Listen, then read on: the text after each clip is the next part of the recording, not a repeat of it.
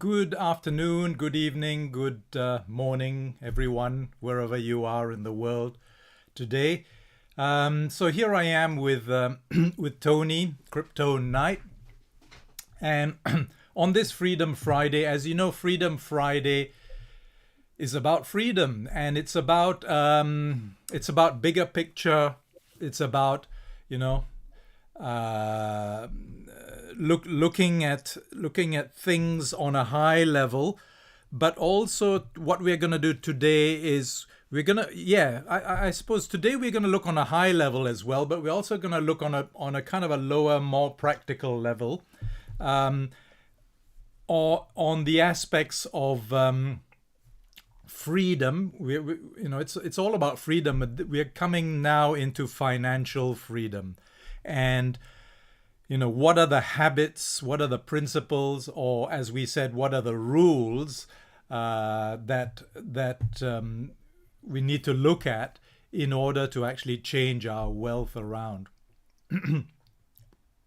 So we're going to do a slideshow, and because I prepared the slideshow, I might just kind of set it off, and then Tony will come in and add his insights, because Tony's looked at these 8 rules as well. So what I'll do, I'll introduce the 8 rules, why we've come up with these 8 rules.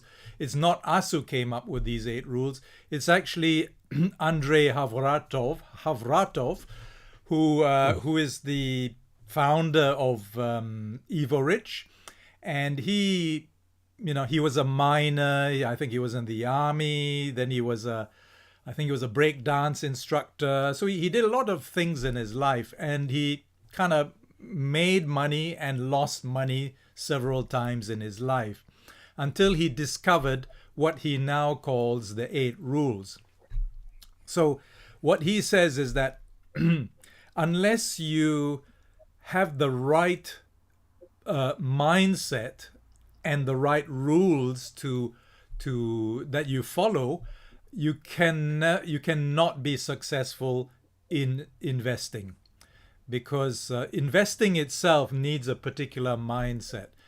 So and so as an extension of that, we are introducing this to you because you're interested in crypto and DeFi, and in a way you're investing in crypto and DeFi. And so why we are bringing this is that we also believe that having the right mindset in investing in crypto and DeFi is really important if you're going to succeed in this space. Do you agree, Tony? Yeah, my mindset is. It's vital. I mean, it's vital that this is ground zero, really. And this is especially relevant to us now because as the old system collapses, partly because we gave our money and our power away to other parties, which everyone had to do. It wasn't our fault. Mm. But the thing is now with crypto and with the new system that's coming, we have to step up and be more self-responsible.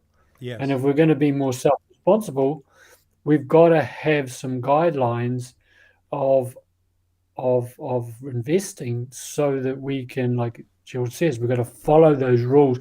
These are principles. These Mm. aren't just rules for rules' sake. The problem in the world is we've got too many rulers and actually Yes. not the right rule.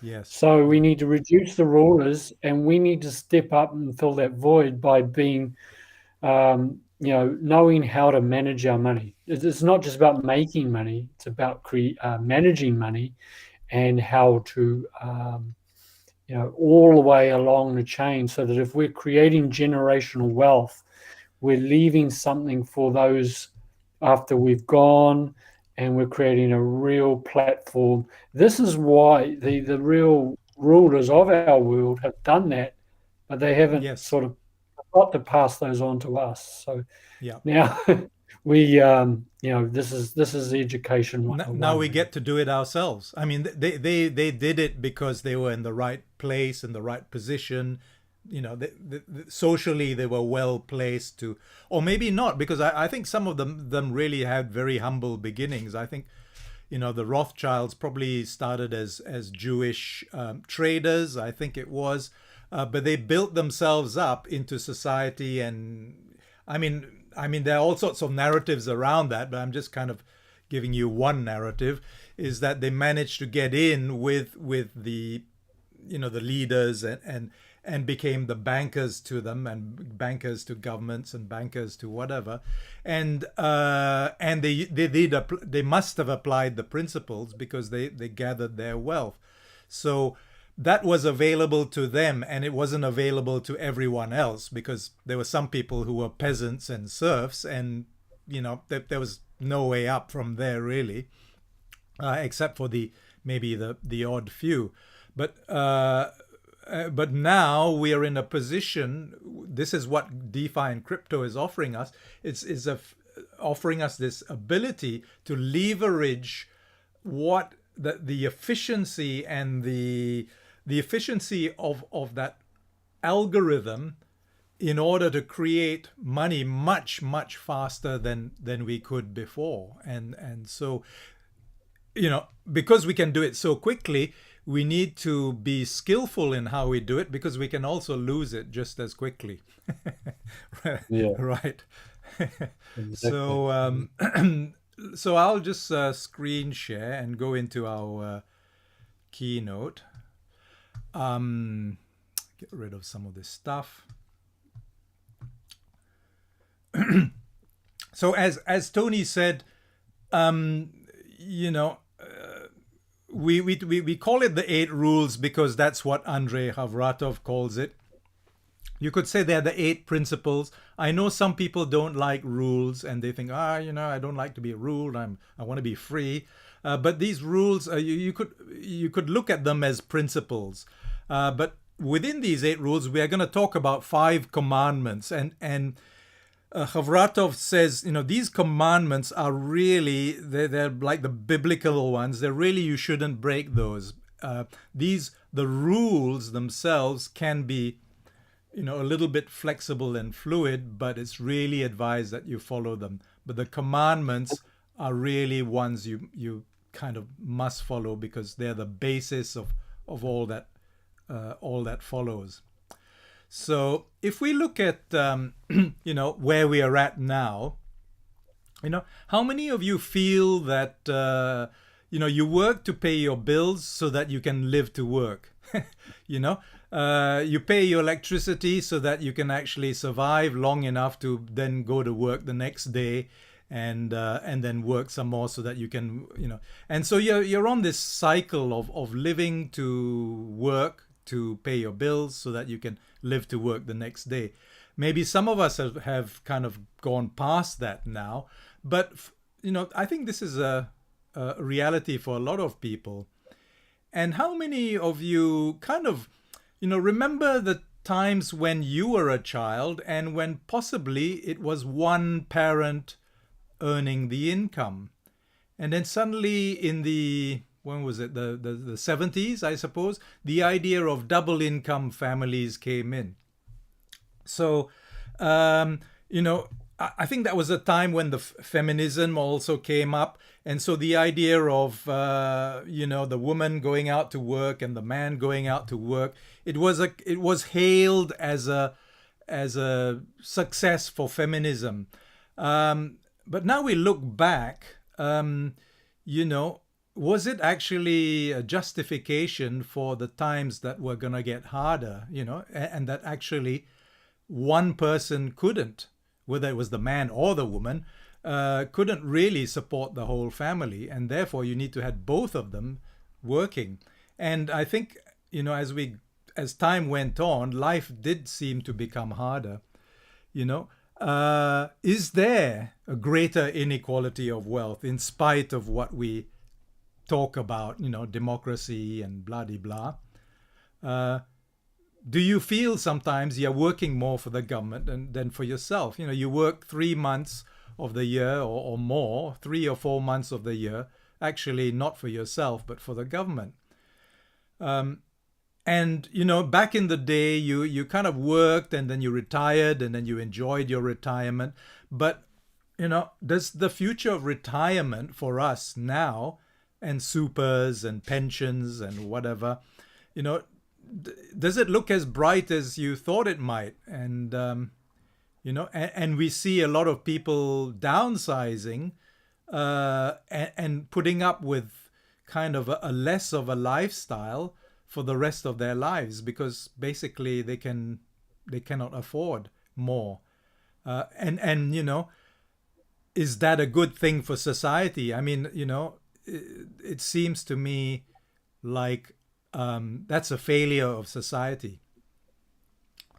And of course, have you noticed that your dollar doesn't buy as much as it used to? I went to fill in gas today. It's almost $3. Has anyone else discovered that? It's $3 per liter. Like, oh, what the heck happened? You know. So we were taught a particular way of earning a living, weren't we? We were told, well, you know, if we are kind of baby boomers, well, I am anyway. You know, we were told, okay, study hard, get a degree, or get a good certificate or degree, get a steady job, you know, get married. Well, they didn't tell us, but it was kind of assumed. It was a cultural thing, you know, you get married and have children. And then what happened is, you know, when you were a couple, that was all hunky-dory. But then suddenly when you had children, you you know, you needed a bigger home, you needed a bigger car, you needed stuff, you know. And that's when then we started. And then there were all these attractions. Oh, well, get a mortgage. You know, you can have your own home. You know, get a hire purchase agreement. You can get a bigger car. Here, have a credit card. No, have 6 credit cards. And this whole debt culture grew.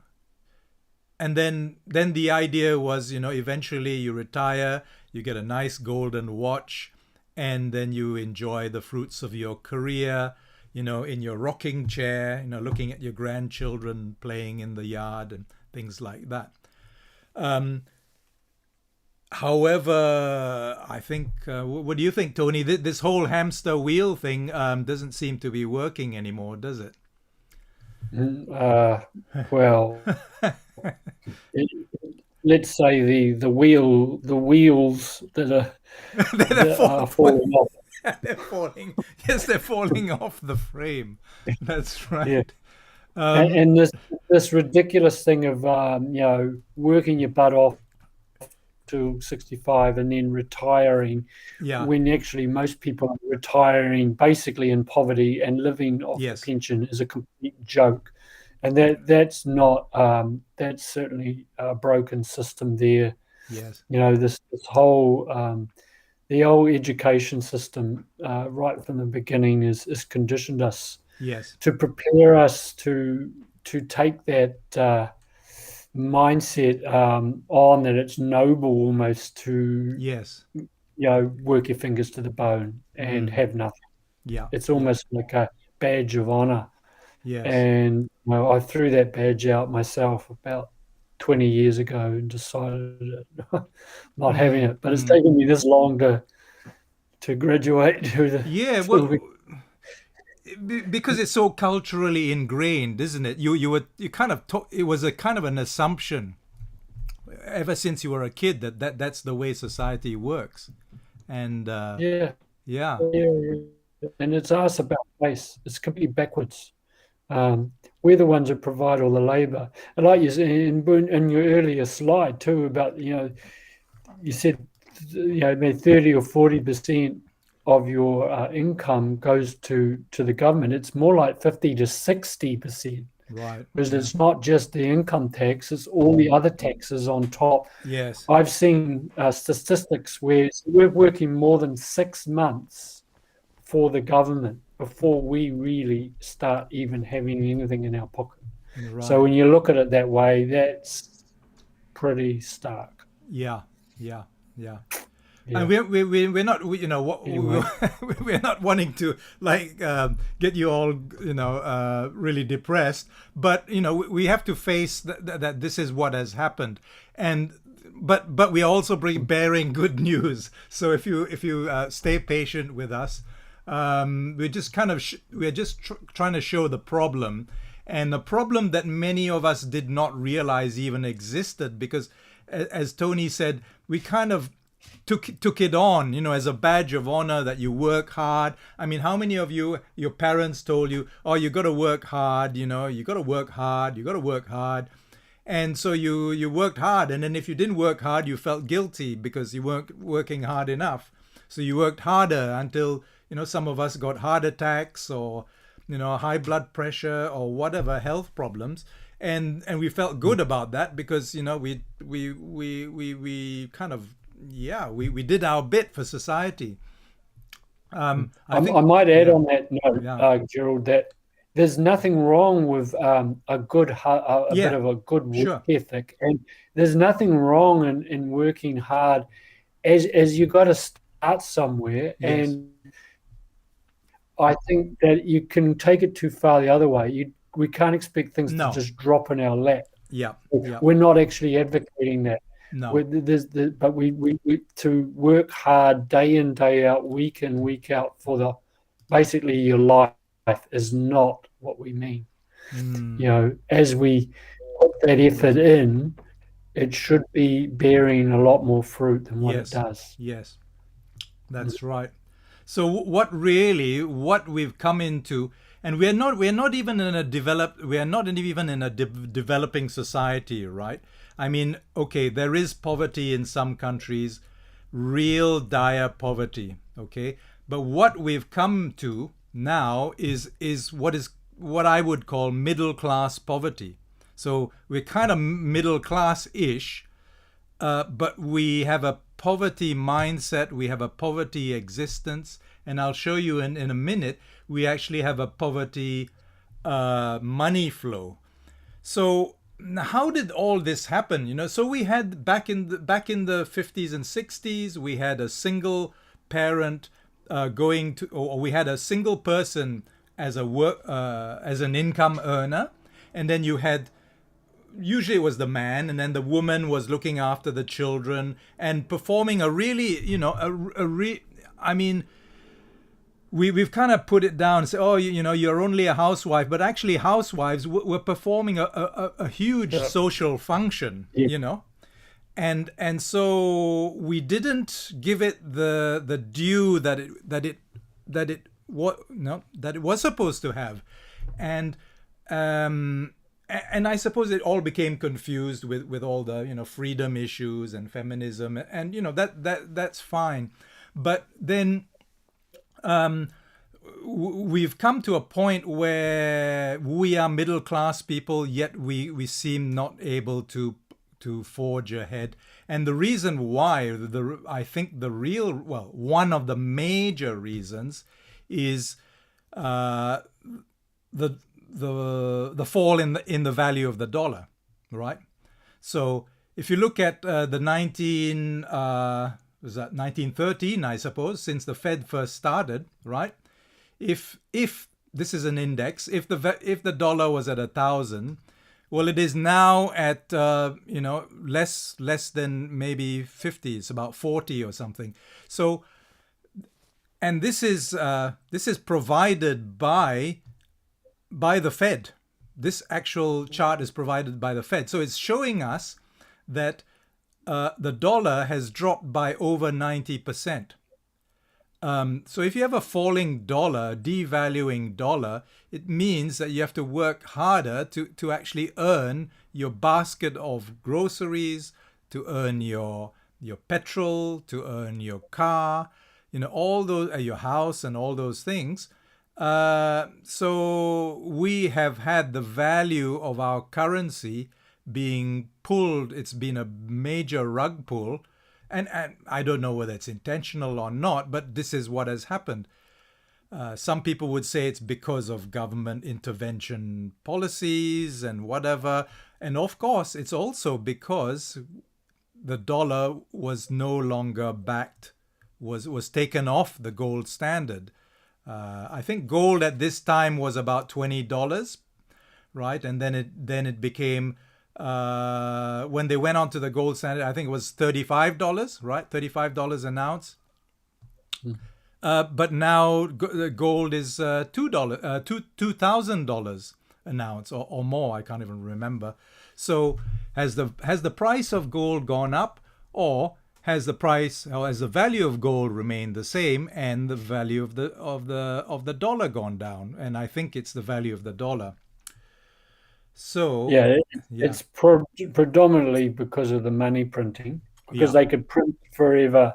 Because once it was taken off the gold standard, that means there was no restrictions on yes, the print, that's because they right. only could print as much as what Yes, gold was. yes, But people have got to realize that inflation is inbuilt. It's like an algorithm that's built into the current system, designed to suck the wealth from us. I can't repeat that. I can't state that clear enough. It was designed that way to steal the wealth from the people. People have got to realize that inflation is a hidden tax, and it doesn't just disappear in the ether. That value of that money is going back to the bankers. yeah, yeah, So people they've got to get that square between the eyes. yeah, Otherwise, we'll still keep blithely going through life like, all is good. It's yes, not. yes. This is why crypto with its deflationary tendencies is so vital. Yes, yes. Well, yes, I mean, and also the age-old adage, like save your money, put your money into savings. Well, if you put your money into savings now, into a savings account in a bank, you are literally losing your money. You're not saving your money, you're losing it. Uh, Hmm. so, Yeah. and some people say, well, yeah, all this crypto stuff, I prefer cold hard cash. Well, if you keep your, cold hard cash, if you had cold hard cash, in the 50s and you kept it somewhere, well, by the time you got to 2020, it would be, hardly worth anything. So that's not so good either. Okay, so so what's happening? What habits did we get into? Well, I think inadvertently and through education, we got into the habit of the poor. And by the poor, I don't mean by the poor, the destitute. What I mean is people who have a lack of wealth mentality. And The these working people, poor. pardon? We call them the working poor. The working poor, and it can be the rich who are also poor. So there are people who are rich, but what they do is all the income they get, they might get $10,000 a month or even $50,000 a month, but they spend it all on expenses, or they might have a lot of expenses. So so this is the lifestyle of the poor. They earn and then it goes straight out to pay the bills. They earn and then it goes straight out to pay the bills. And we go on this is the hamster wheel thing. Then some people then think they're rich. So what they do is, yeah, I got extra money, so I've paid my expenses. I'll go and buy some goodies. So they go and buy goodies, they buy cars, they buy a house, they buy fancy hi-fi and, whatever, fancy clothes and lots of shoes, luxury goods, Gucci belts and all those things. And they also go into debt. And debt, so this is what is called a liability. So a liability is something that drains your money and goes down in value or has negative value. And people get more and more into this. I mean, we've got more and more into a debt society, haven't we? Into credit cards. I mean, credit cards, they came in the 80s or so. And at first, people were suspicious. They thought, "Ooh, what's this?" I think Diners Club was quite big amongst the rich, American Express as well. Then Visa came along, and Visa then became accessible to everybody. and the banks were pushing everybody to get a Visa card. You can buy more, you can buy a new fridge and blah de blah. And that created a debt society. And so now, basically people are 95% in debt. You hardly have anyone who is not in debt. So this is not a satisfactory money flow either.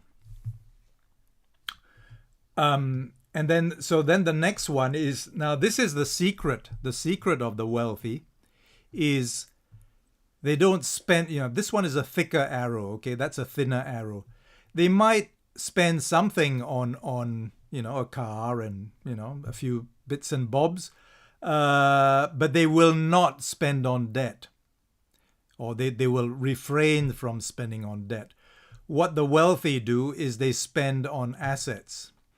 They put their money into assets, and what the assets do is the assets make more money. So the assets make more money and send money back into their income stream. So they're actually, what they've spent comes back to them, and it creates this circular income asset, and that is the secret, basically. I think if you sorry, that's how money makes money. Yes. When Yes. you are and when you've got assets that are paying you a passive income, Yeah. then you can go out and buy the nice car. Yeah. But what people want to do is they want to go into debt first up. They want to buy the nice house and get the big mortgage in the early stages, and then they're always behind the eight ball. Yeah. Yeah. If we got the assets as the primary mover, then once they are producing, whether business income or as we whether it's crypto or whatever it is, investments, once they are providing, once they're working, Yes. then you don't have to work. Your money's working for you. Yeah. Yeah. So yes, because as an example, this is the way we are taught to live. So a lot of people, including NBA stars. I mean, NBA stars, right? They make maybe 4 million a year or even more. So for the few years that they are in NBA, National Basketball Association, they are millionaires and they're living the millionaire lifestyle. But there are a huge number of NBA stars who, the moment they stopped playing, they became completely poor. They lost everything because while they were millionaires, they were living the millionaire lifestyle. They were clubbing, Lambos, big houses in LA or whatever. So this was a luxury lifestyle that they hadn't had, and they had dreamed about all their lives as kids. And then the moment the tap stopped, they were poor. They were destitute. And this happens a lot to people who win lotteries as well. So that's why, because they don't understand this part. This is the secret, and it's not even a secret. It's just something that rich people teach their kids, but society doesn't teach us. So what if, as children are taught to start building their assets? If you give them pocket money, for instance, you give them, I don't know, $5 a week or whatever. Although $5 a week, kids nowadays demand more. But and they put 10% of it into an asset. You showed them how to do it. Well, by the time they are 20 years old, they've got substantial assets. By the time they're 30, they could be millionaires by that time already. So, through the power of compounding. And we're not going to talk about compounding today. We'll talk about it another day. But the compounding has been called the eighth wonder of the world. It's like this is a magical thing. So we'll now come into the actual rules. So rule one is understanding what is financial freedom and to aim for that. So, you know, we know that being rich, being an NBA star is not financial freedom because, you know, the moment the income tap stops, you're broke. So what is it? What is financial freedom? And some people, Andrei Havratov makes a distinction between financial independence and financial freedom. So the way he puts it is, say for instance your expenses, or say you needed $2,000 a month, you know, to kind of pay your bills and live comfortably, kind of, you know, okay. So in order to have $2,000 a month, you would need, say, $240,000 would give you $2,000 a month for 10 years, right? So you could say that for 10 years, you're financially independent. You don't need to work for 10 years. And a lot of people have this idea, okay, I've got to accumulate this amount of money so that then I can live off it for, you know, 10 years, 20 years, and then I'll have to maybe then do my super or whatever it is, you know. But he was saying that Havratov says this is a limited kind of view. Really, what you should be aiming for is financial freedom. And what is the difference? Well, financial freedom is if you took that $240,000 and instead of putting it into your bank savings account, right, you put it into an investment at 10% per annum, then that 10% per annum would give you $2,000 a month for life. So it wouldn't last you just 10 years, it would actually last you all your life. So that then is financial freedom because you don't have to work for the rest of your life. There is a caveat to that, which is then inflation. So we'll talk about that later.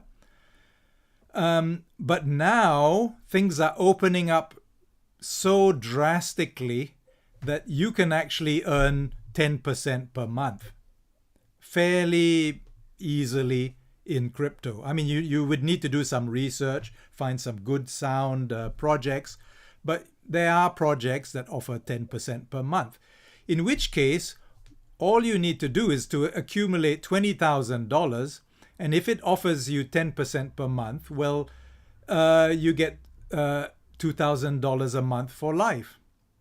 So crypto is giving us the opportunity to kickstart our financial freedom in much less time than before. So that's why we're so excited about this opportunity, because it's actually the fast track to financial freedom if we do it right. So what financial freedom means is that you no longer have to work or depend on anyone, right? And your principal grows faster than the inflation rate. So we'll talk about that in a minute. Yes. So it's worth mentioning here that the whole Everrich platform is based on getting us into financial freedom. And they are employing the rules, these 8 rules, to the absolute letter. And I can testify the fact that, the money that I've invested into there is returning way more than 10% per month. Yes. In capital value, in equity. I might add that this is equity. It's like if you're blowing up a balloon, you can blow it up quite a long way. This is a balloon that won't pop, by the way. This is one of those balloons. But it will get to the certain stage where it will then start paying you. And so what we're doing is they've put in the foundations for which we can then position ourselves on the same foundation. Yeah. And the asset portfolio has literally grown tens and tens. I think it's hundreds of thousands of percent in value from just a few tens of thousands only 8 odd years ago to now, tens and tens of billions of dollars Yeah. of Possibly value 60 of assets. billion. Yeah. Yes, Yeah. 60 odd billion.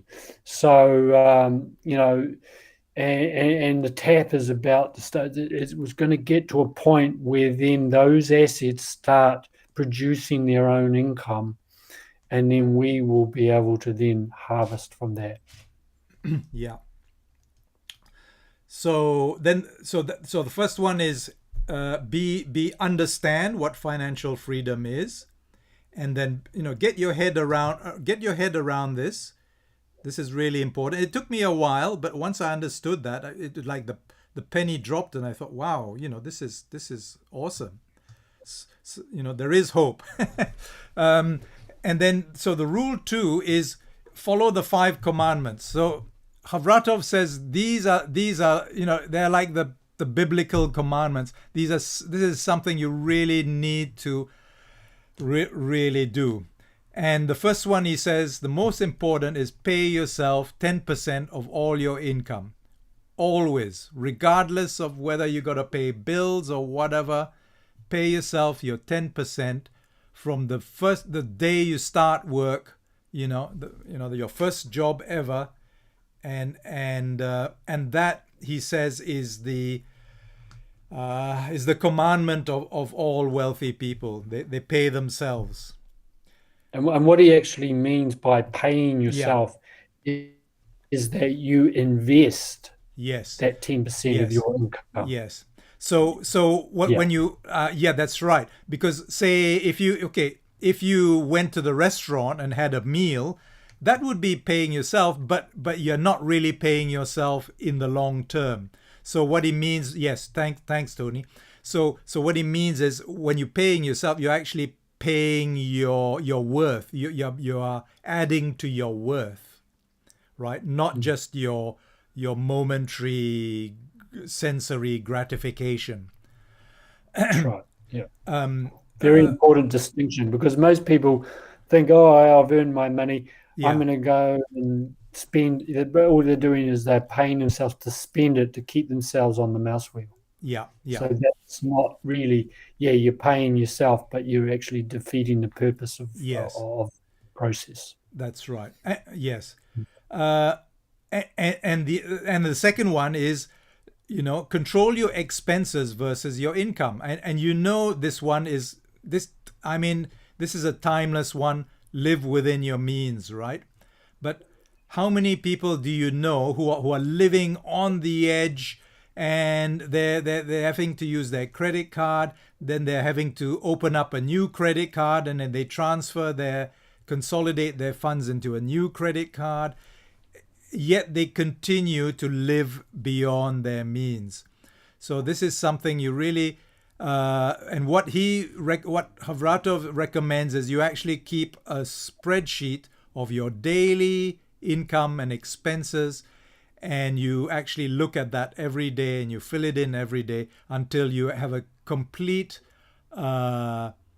internal knowledge of where your money is coming in, where it's going out, and you have and then start looking at how to cut back on your expenses if you are not living within your means. So the idea there is, when you're putting attention on your expenses, you will unearth the fact that we easily explain away, oh, well, it's just a coffee, it's just it was just a meal, I deserved it, all of this. But when you add it up, when you actually look at your expenses, you realize there's a lot of things in there that were really just more gratification. Yes. And Yeah. you compare them back. It may seem like you're having to, you've got to, living a little bit on the smell of an oily rag. But remember, this is just a temporary thing. This is a mindset thing of self-control here. And Yeah. it's just maybe a handful of years of self-control to be able to actually live the life of your dreams for the rest of your life. Yes. That's right. Okay. Okay. So yeah, have a personal profit and loss, income and expenses. Uh, he says that's really important. Protect your funds from erosion. So yeah, we'll quickly go through that one. But basically, what you've put yourself away, what you put away for yourself, that 10%, you have to protect it tooth and claw, because there will always come situations. You'll always. He was saying, it was quite funny. He might make like a $3,000 he made from something, and then the very next day a friend comes along and says, "Oh, I'm really down and out. I've really got this emergency thing, and I really need to borrow 3,000 from you." And he said it was like it was like clockwork. Every time he got some money, somebody would come along, or there'd be the car broke down or whatever it is that would try and pull that money back out. So you have to be really aware of protecting that, from all these people, but also from the situations in life that seem to be urgent, that seem to demand that you break into your piggy bank.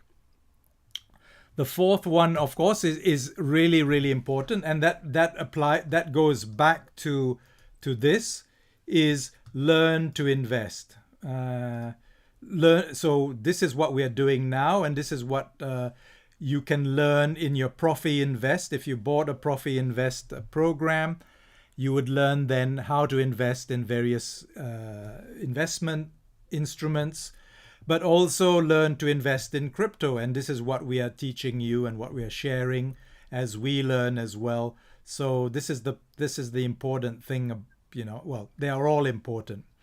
But the other thing is also learn to earn more. So, consider other ways of earning income. Back in the day, it was one way. You worked for the firm and you worked your way up the firm and whatever.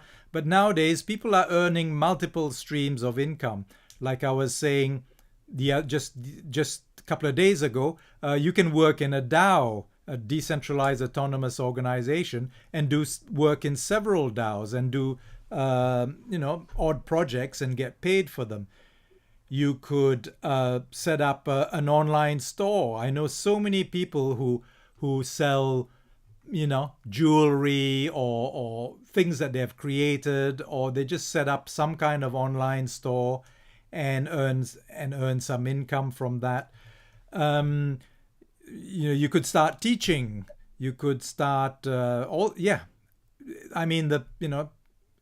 are all sorts of ways you can use your time in ways that earn you income. So kind of think about that and see how you can actually expand yourself in terms of streams of income. Why is it about this time that the computer freezes? Okay, rule 3, define your financial plan and stick to it. So first of all, we talked about that financial freedom goal. So work out what it is that you want to achieve in terms of your monthly income. What would be satisfactory for you? Would it be $2,000, $3,000, or maybe just $1,000 for the next 5 years because you still have a job and you're doing okay and you just want to build your capital? So be very clear around that, because the more clear you are around your goal, the more you will find that things fall into place to achieve that goal.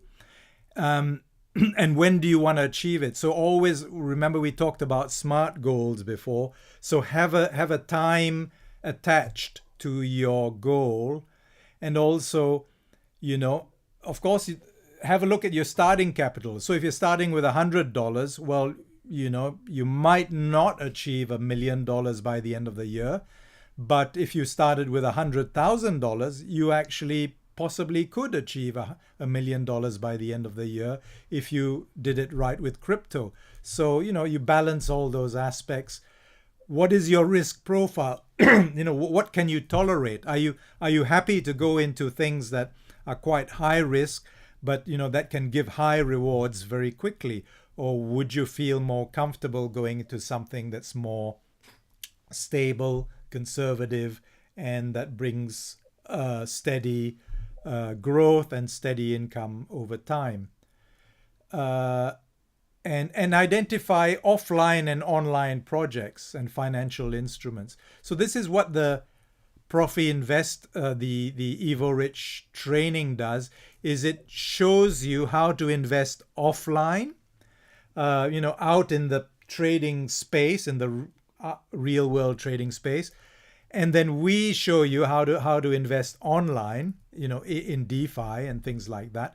But Evo Rich itself is an investment. So you could look at, okay, Evo Rich is, you could put your money into Evo Rich, and Evo Rich itself is investing offline and online.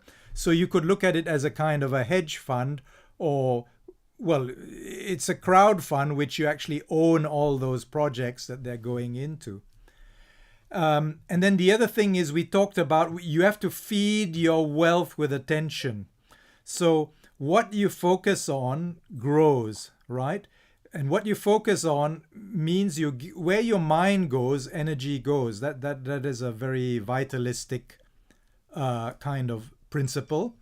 And so if you give energy to your money, to your wealth, you look at your spreadsheet, you look at your P&L, you look at your hyperfund, where it's at, look at all your crypto things. Every day, allocate half an hour. You see that it will start to grow. It'll start to grow. So, that's part of your financial plan. Know what is happening with your financial plan. And constantly review it. Yes. Don't just write it out and put it in a drawer. Yeah, that's right. Put it in a journal that you're always going into, or put it up on the Yeah. on the wall in front of you when you're doing your work. And you can, say that when you do certain tasks, you can add other tasks like reviewing your goals at the same time. Your regular things like you pay your bills. Yes. Do something on a little bit every day or on a constant basis. Yes. And be prepared to upgrade your income goals. Yes. Push the boundaries. I mean, it was only quite recently that I myself, I always sort of like tended to aim pretty low, because, what happens is we tend to underestimate what we can do in the short term, Yes. but we overestimate what we can do in the short term, but we grossly underestimate what we can do in the longer term. So I think we need to, along with that self-discipline to actually maintain your plan, we also need to have an expansion. We need to expand our mind, basically. Yeah. A lot of people say, "Oh, that's greed and all this." No, I don't think so. I don't think so, because as you're growing your consciousness as well, then you can be of much more use to the community, and where consciousness goes, Yes. prosperity will flow, for Yes. sure, to the community. And this is something that I think we also have a kind of aversion to doing. In fact, a lot of people have an aversion to looking at their bank account every day, because they think, oh, I'll look into it and realize that, a huge bill has gone out. There's a bit of fear around it. So I think that fear is something you need to become aware of it, and then start making friends, with your money, so that eventually there's no fear around it. And then when you pay a bill, it's not like, oh no, I'm poorer by however many $100 or whatever it is. You send your bill along its way with blessings, and say, yeah, this is great. I can pay for my bill. I can have my computer on. I can get my water and whatever.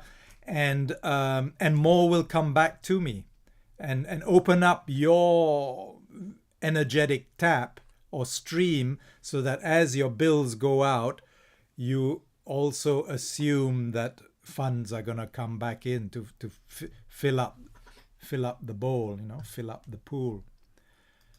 Exactly. So there's a lot of, and this area raises a lot of triggers in people, and you know, and so this is a money is a huge area where you can actually start looking at yourself and looking at the beliefs that you've been brought up with and that have been underlying your decisions through life. Mhm. Very important. So rule 4, diversify, right? So, you know, are you all in on one project? I know some people who are all in on particular currencies, cryptocurrencies, and you know, because they feel that's the one that's gonna explode or whatever. And just as a general principle, I would say, you know, you just never know. You just never know. So no one can predict. So you know, it's really probably the best investors, you know, always diversify.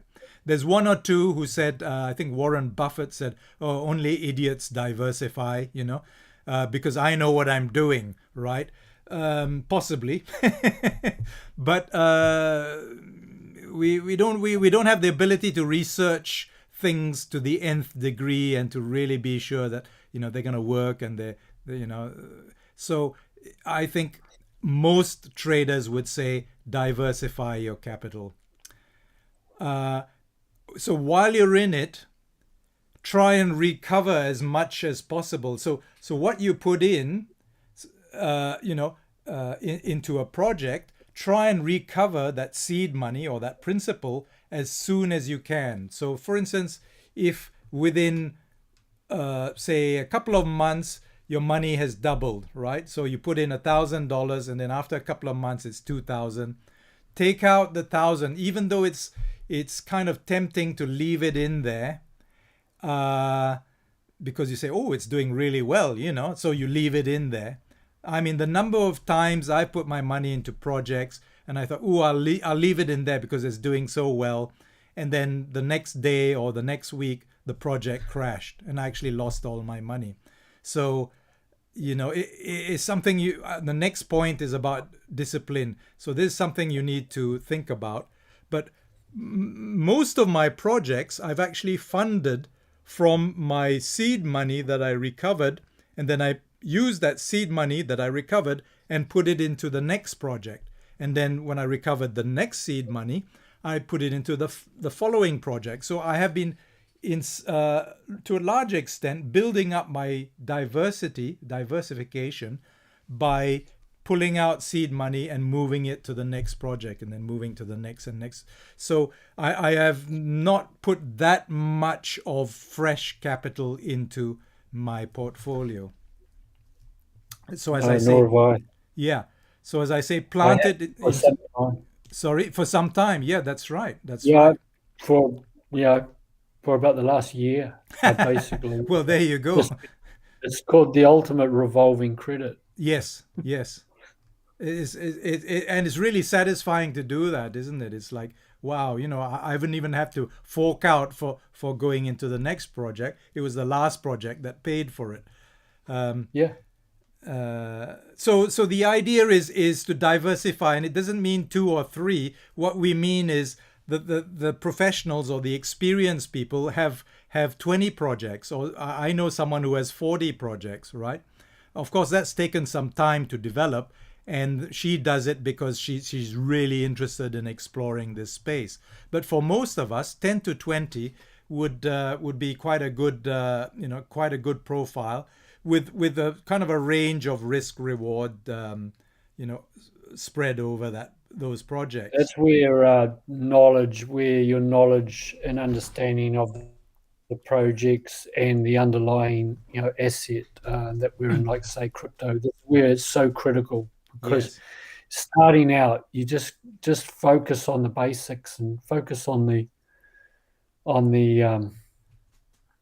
just focus on your maybe one or two or three projects and get them really down pat. Yeah. Yeah. And I know understand them. we offer a lot of different things, but you don't have to take them all up. Yes, Just look for the ones that work with that appeal to you the most, and then get to understand the project intimately well. And then you'll find that you can recover your seed money much quicker, because if you start referring, mm, and then referring is just a natural, it's just a natural evolution from your understanding of the yes, project. yes, You start talking about it almost like conversationally, yes, and that's the way to really accelerate your earnings. yes, yes. That's correct. And this is the new way of this is the new way of network, network marketing. I know some people have this kind of ideas around MLM and all that, but I think this is what we're doing here is we're really sharing goodness. We are sharing public good. So and in a lot of these projects, there is no pressure to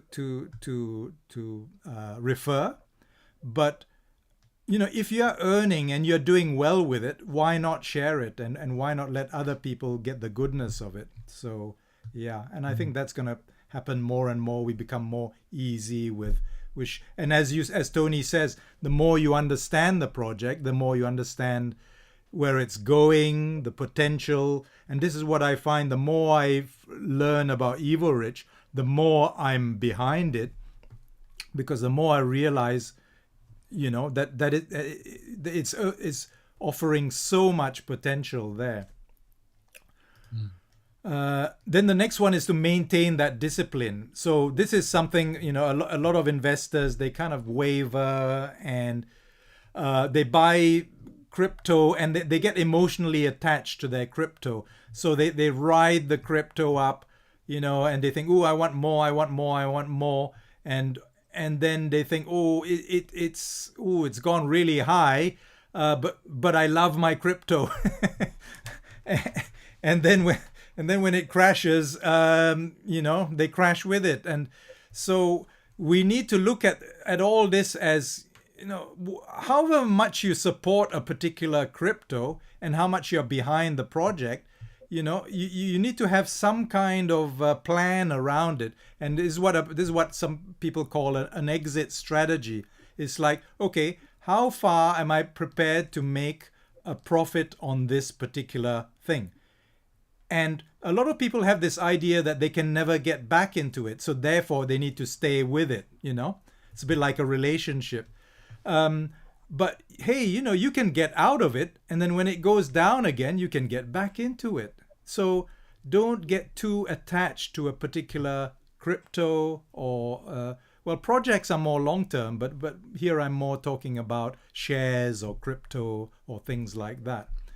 As we said earlier, withdraw your principal as soon as you can. Don't dither, because I've been caught out by that one a few times. Because I was attached to the outcome, I thought, oh, it's doing really well. I'll just hold on for a few more days or a few more weeks. But some things don't always last. And we need to understand that there's some things we actually go into which could have a really high rewards, but we know it's not going to last. So we have a strategy to pull out as much as we can as long as it lasts. And that's a valid strategy too. So stick to your exit strategy. We'll talk a bit about those, but have an idea. Okay, once it reaches a particular level, or I've made, say, 50% or 100%, then I'll take out 50% of it. Yeah, so you have an exit strategy. So you're not exiting completely, but you could exit 50%. You could sell your position 50% and leave the rest if you feel that it's still going to go up. And then as it goes up a bit more, then you pull out a little bit more, then a little bit more. So all these are strategies, and they need a large amount of discipline. One thing that people often do is when a project is doing well, they pull out all the funds from their other projects and go all in on one project, because of greed, I suppose. And that can be quite dangerous. So keep keep your plan, stick to your plan. Oh, there it is, number 5. But as Tony just said earlier, revisit it, because your goals might grow. You might find that your wealth has grown faster than you expected. And this is what a lot of people in Hyperverse tell us, is that, they saw it growing up, going up, going up, going up. Then this whole thing snowballed, and it was growing faster than they thought it ever could. So, when things like that happen, then you can change your plan. You could look at other ways to use the rewards. Greed, laziness lead to ruin. That's what Andre says. So laziness means when you don't bother, you don't look at your investments. Maybe you hand it over to others. I've known so many people who've handed it over to people they didn't know, who said, yeah, we'll invest for you. And this has happened a lot in shares, stock market, and things like that, and then these people just lose. They have no incentive to make money for you. So they go and bet on anything, and then lose your money, and then they come back to you and say, oh, sorry, there's nothing left. So be responsible for your investments. That's what I'm trying to say. Have responsibility. But if you know someone who's like, we've talked about a hedge fund, so we know this person who is running the hedge fund. We know that she's got a good track record, so we have confidence in her. We can't guarantee that she will make 2,000% in a year or whatever, but at least it's one thing that we do. It's among our different things that we do. So we don't go all in to her hedge fund. We also invest in other things, and then we have a hedge fund as one project as well. So be active, and then don't let greed pull you from your exit plan. We talked about earlier. Greed, the opposite of greed is fear, and the market is driven by fear and greed.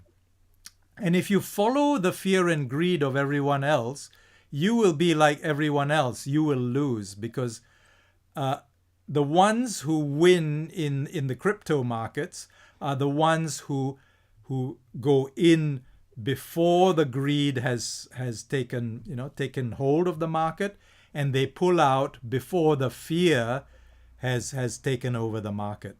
So you have to be one step ahead of the market, and so you have to really disconnect yourself from your inherent greed, which we all have, and your inherent fear that we all have. And also, when you see things happening in the short term, don't let that affect your long-term financial plan. So for instance, if you put your money into something which is a long-term thing, and then you see, oh no, the value of the token has gone down, it's like now down to 10 cents when it was supposed to be $5 or $10. Okay, that just ride with it. Don't let your fear affect the long-term plan, because that just follow your plan basically, and you'll find quite often that, not always, sometimes they might not come up again, but I've known a few people who pulled out of a project, and then that project took off, and then they were kicking themselves ever after, because they pulled out because of fear. Again, your knowledge and understanding is also critical in that.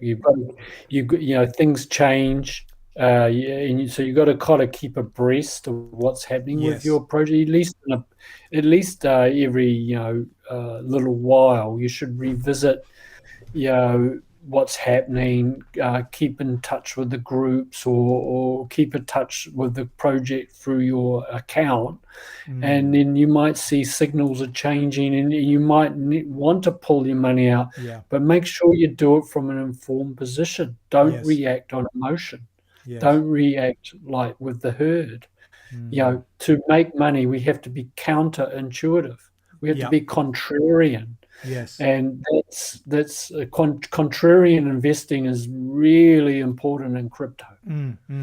Yes, I think this Like, rule 6, yes, that's right. Rule 6 is really about contrarian investing. Yeah. yeah. And in a perfect example is that, well, it's not yet fully confirmed, but this SEC XRP case is a perfect case in point. Talk about the fear index being off the charts with that. When SEC sued them, a lot of people just dumped. They just sold because they Yeah. thought it was all over. Well, the signals coming out now, it looks like they've settled already behind closed doors. The rumors are really proving to be what we thought all along, that we're going to be proved right. Yeah. And if that's the case, the price is going to go to the moon. So, be contrarian by investing in a crypto that's getting sued by the SEC is pretty contrarian. But it's because we've got the underlying knowledge of what's happening and why they're being sued that's given us that confidence. So that's a perfect example. Yeah. Mm.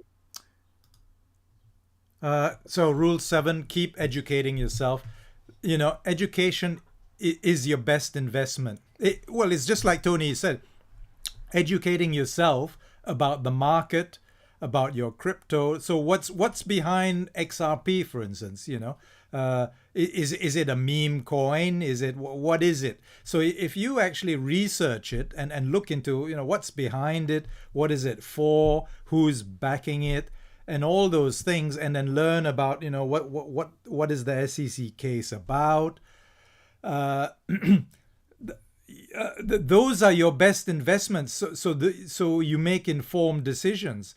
So there's that side of it, learning about what is happening in the world, but also learning about the developing technologies, learning about NFTs, learning what is a metaverse, learn about metaverses, learn about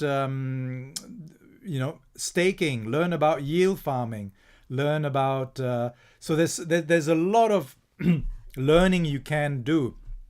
And some people try and jump in without doing their learning. And in this space, you can get yourself, you can get your underpants in a twist very quickly. Like if you don't understand how a wallet works, you don't understand what is a network, you don't understand about public addresses, things like that. So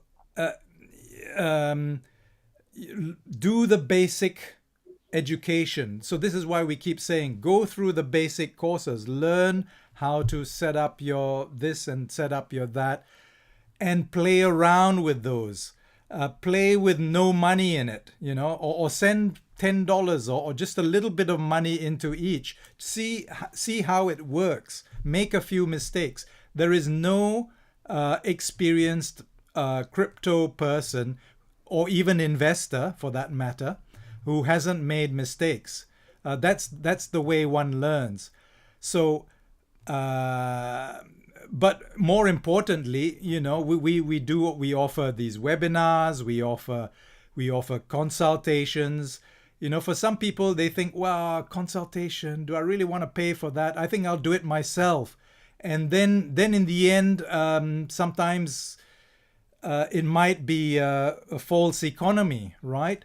We're not charging for consultations in order to kind of take advantage of you. We are doing it because we have to pay ourselves. Our time is becoming more and more precious as DeFi Freedom grows, and we realize that we need to do more research. We need to allocate time to create content. So that there's a kind of some kind of time, how would you say, value that we need to allocate.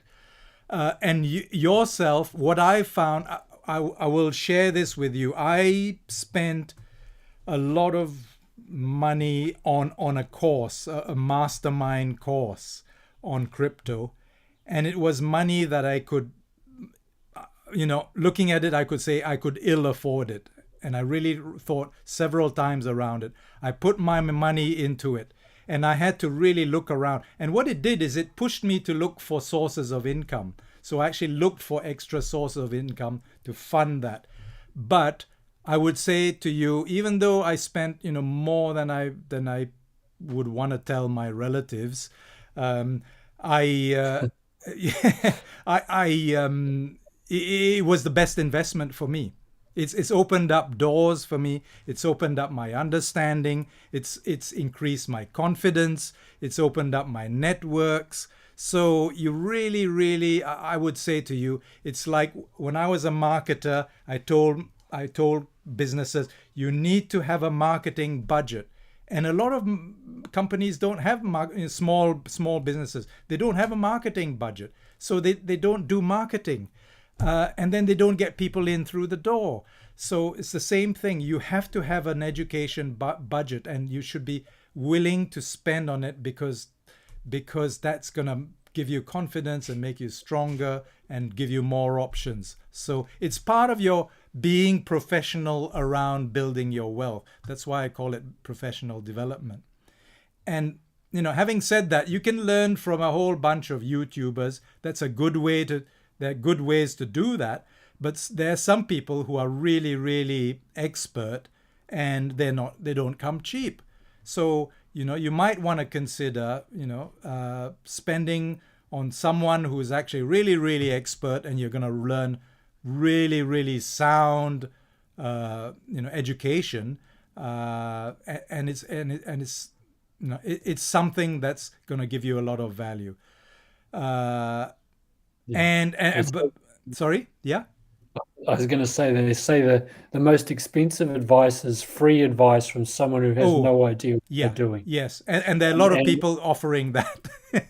and I'm seeing it so often on social media as well. People are going to social media for their research, and they see associations with crypto and something dystopian. And I know there's a lot of dystopian things happening in the world, but people react to a surface thing. They might see a crypto is associated with a certain family name that we know doesn't have a great name, and it starts with R, and so they won't invest in it because they've seen it on social media. I mean, the truth community is so full of bullshit. I'm afraid I'm just going to call it. It is not spreading truth. Most of it is illusion. Mm-hmm. But you got to sift through the amount of stuff. You do find relevant things in there, and there's good stuff. But don't let that be the sole source of your information. Mm. I'm copying a few fairly narky comments coming to me now about I'm promoting a new world order. Can you believe that? I know more about the new world order than most people actually out there, but I don't care. I don't care about that because I've been around long enough. But people have got to start growing up and stop being so emotionally reactive.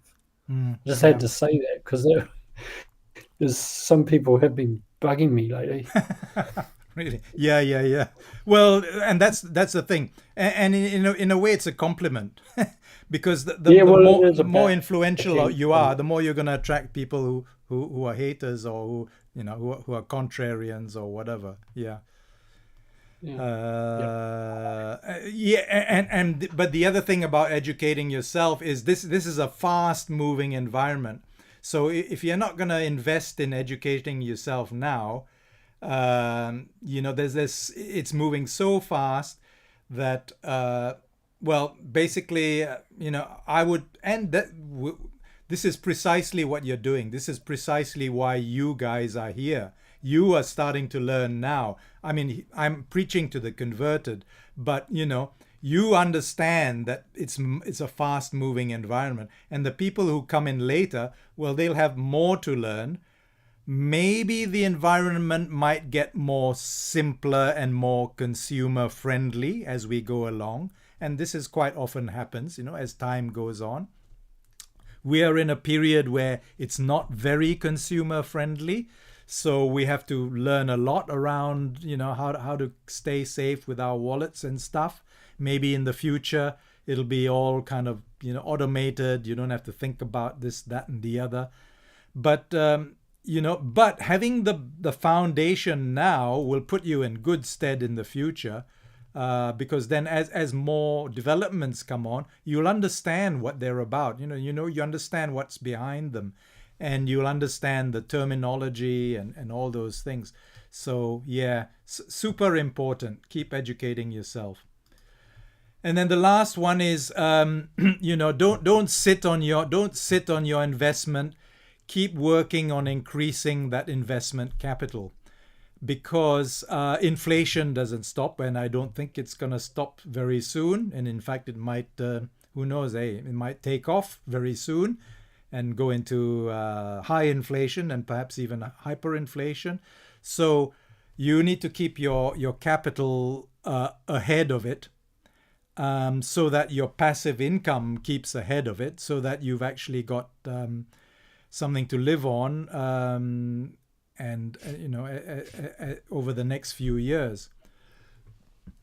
But having said all that, I mean, Mr. Scrooge might have followed these, not pretty much, but then don't forget to spend on yourself. Don't forget to have fun too. And this is, I think, a lot of people, they get so serious about their investment and they're living a kind of, well, how do you call it? What's the word? Spartan existence, and well, the money is for you. And I suggest ways you can, and in fact, it's interesting. A lot of people also who attain wealth actually don't know what to spend it on. So, they might spend it on luxury, Mercedes or whatever, but there's so many other things you can spend your money on, like on experiences. This is so amazing. You can travel, you can experience the mountains, you can experience the sea, you can experience other cultures, you can experience amazing food, you can experience amazing wine or whatever it is. And spend on learning. I mean, why is because then it'll make you a better person to be around, because you've got more to talk about. But also, learning actually keeps you young. The more you keep learning, you are actually keeping yourself young. And interesting people are people who are interested in learning. And of course, spend on offering experiences to others. We do live in a world where we go Dutch. And I don't know where that expression "go Dutch" came from, but where we go out, we eat somewhere, and we all buy our own meal, sort of thing. Have you thought about, okay, well, I'll invite 10 friends out, and we'll have a great dinner, and I'll offer all of them the meal, and this is something you can do as you go along, and this is something really wonderful. I mean, it's a wonderful feeling being able to offer people experiences that perhaps they don't have often. And then once you can, and also offering experiences to people who are deprived. So you can do that through projects, through charity. I don't know about charity, but you could set up your own projects to teach people things, or to teach them how to make money. So this is my last line is, teach others to do the same as you have done. Because once you've followed all these rules, you will, according to Andrei Havratov, you will inevitably become wealthy. And then, of course, once you become wealthy, you will, of course, want to show others how it can be done. And because as all society becomes wealthy, then we can shift from party politics and crime and drugs and all those things. We can actually shift towards a society of creativity, of of looking after each other, of being more generous with each other. So all that opens up, I think, if we can spread that. Yeah. So I think that's To- as far as it is for the 8 rules. So if you've got any um, questions, please feel free to ask. Yeah, that's right. Tax, yes. Pay yourself 10%. It's completely different to save 10%. Yeah. So as we tried to explain, pay yourself is really you're paying your worth. You're actually increasing your worth. Oh, let's get back on. So you're increasing your worth by by paying yourself, and that worth then is worth that builds up. Uh, Consultations are so worth it. I would not. Oh well. Thank you, Anne. So there's one for you, Tony. Have to remember. Yeah, yeah. So Yeah, so thank we. you. I appreciate that very Ye- much. You know, you're a great student. I have to say, you listen, and I can see you take on board what we say, which is wonderful. mm, But mm, yeah. Yes, that's right. And this is something, in order to keep up to date, because there's so much happening, as we said, in the DeFi world. We can't just sit on where we are at. Tony and I really need to keep abreast of the developments every day. And so we kind of trying to figure out how to do this, how to juggle all of this. And you will probably reach a point where you need to make choices as well as to what you need to spend your time on. And as Tony has said many times, a lot of people spend their time on Facebook looking at the biased information that tells them the sky is falling on their heads.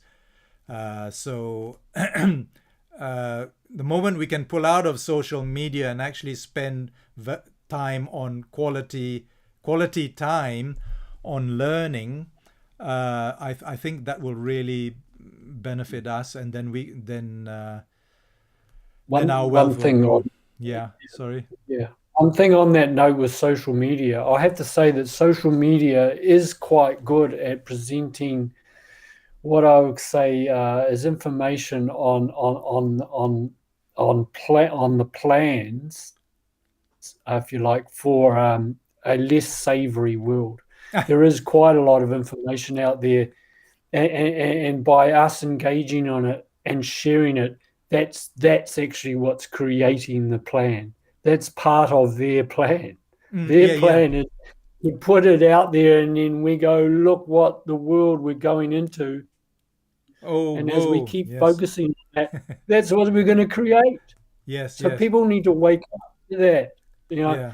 And now I have spent a lot of time looking at it. I'm not immune to that. I know, especially in our earlier days, when you're coming abreast of some of this information, it is quite confronting and shocking when you realize that there's elements of truth in it. There's a lot of elements of truth, and there are some not very nice people in this world who have Yeah. a Yeah. complete megalomaniac, Yes. psychopathic power trip. Yes. But they use us to create the world that they want, and we have to wake up to the fact there's a new timeline opened up, Yeah. and that is our choice. Do we go left or do we go right? Do we carry on the path that they're setting for us, or do we go the road less traveled and actually create our reality Yes. using DeFi, the good elements of DeFi and crypto? Not all of it is great, but we're here to sift through the rubble. Yes. Yeah. So I really impress on people, stop watching all the fear mongering that's on social media that's going off the charts now. And a lot of it involves crypto. A lot of it involves crypto, and particularly some of the projects we're looking at, because some of the crypto partnerships are with the people that people love to hate. And so by making that to them is enough evidence, Yeah. that's their research.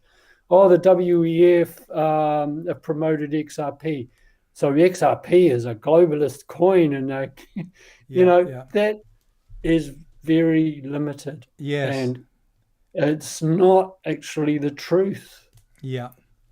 So I think with this day and age we're in, I am going to really make a point of this because I've been there and done that. I've been under the hammer. I've been under the I've been in some fear about what's happening in the world in my earlier days, but I've been researching this for 30 years, and I have a pretty good understanding of the powers that be, the cabal in this world, because I had a store where I had a whole bookstore with full of books talking all about it.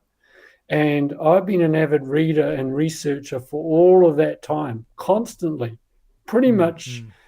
I'd say hundreds of thousands of hours of research.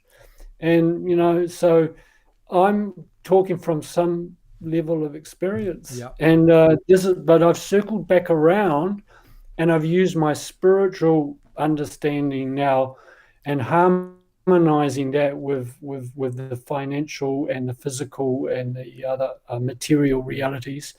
And this is why I feel confident in my own skin that I'm doing the best that I think we can all do. Yeah. And I'm quite happy to stand here or sit here and say this is this is something that I have put all my stake on. I've staked my whole basic my even with my partner, and I've invested all my money and time into this area. Yeah. So Yeah. I will live and die by the sword. So Yeah. and so if you guys get information from it, good information, Yeah. and I'm really stoked by Yeah. that, but I don't rely on that because if all else falls away, I know that Yeah. the truth will stand strong, and that will be what's left. The truth will be left standing when all the illusion is gone. Yes. And so we will see in the next few months and couple of years who's actually standing and who's actually bearing fruit. Yeah. And I submit that really, our worst enemy is not, so and so or this family or that kind of group. Our worst enemy is really ourselves. And if we can with learn about how we got to where we are, it's important to understand, money, economics, finances, banking, and all those things. And just don't get your information from one source, but from a variety of sources. Very important. But having done that, then you can see how the system has not worked. And we talked the other day about the lack of coordination. The system doesn't work because it's not coordinated in the service of humanity. There's kind of, yes, one group might say, oh, we want to do this to help people, but then they're pulled back by another group. So the biggest work we can do is on ourselves. And this is why Andrei Hovratov proposes the 8 rules, because if you work with the 8 rules very diligently and how would you say, think about each rule and think about how it applies to you, and just think, what does it really mean? Because when he explains it, sometimes I'm like, I don't know what he's talking about. So it took me a while to understand, and I have actually reworded some of it to make it easier for you guys, and explained it in a slightly different way, in which, I don't know, Tony, you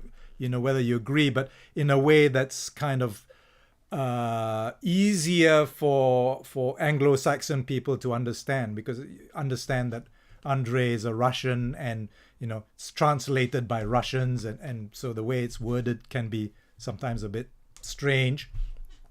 So what the 8 rules is saying is work on yourself, reverse the assumptions that you grew up in, that created the world as it is.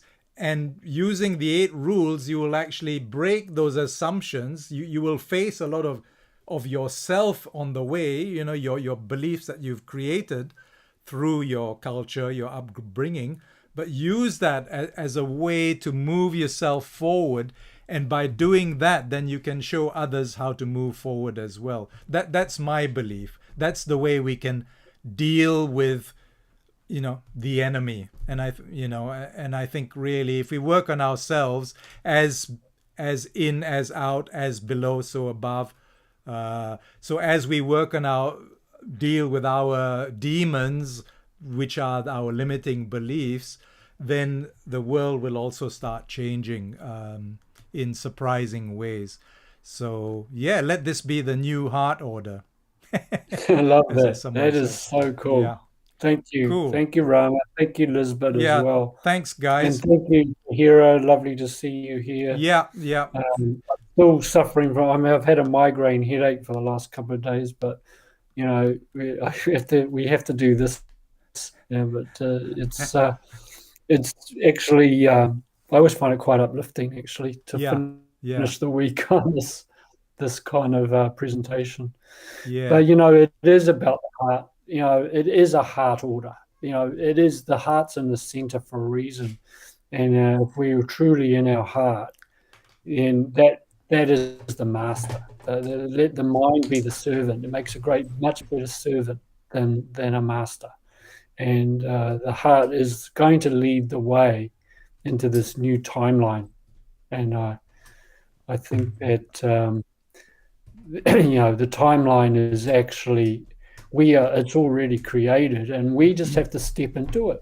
We just have to choose. Yes, I commit fully to this new way, of prosperity, of real kindness, authenticity, sharing. I mean, all the hallmarks of it are there in humanity, and I think this current pressure that we've got now is just it's purging out the crap. But very soon, we're going to see humanity click into gear like we've never seen, and I think there's going to be a huge creative uprising that will be quite magnificent, actually. And I'm going to do a presentation on the future world that I see and how it unfolds, because I get a lot of intuitions about this, dreams as well, and all I see is something magnificent coming. But we just got to deal with this current darkness, which is within us. It's only a reflection of us. Everything's a reflection of us. Anyways, yeah. on that note, yeah, have a fantastic weekend. Yeah. Okay, well, thank you very much for being here, guys. Really, really value your participation and your support and just being here with us, and hope it's been helpful for you. And yeah, really think seriously. Have a look at the replay and go through the rules or principles, no matter what you want to call it, and see if you can start applying them immediately. So have a good weekend, and we'll see you next week. Thanks a lot.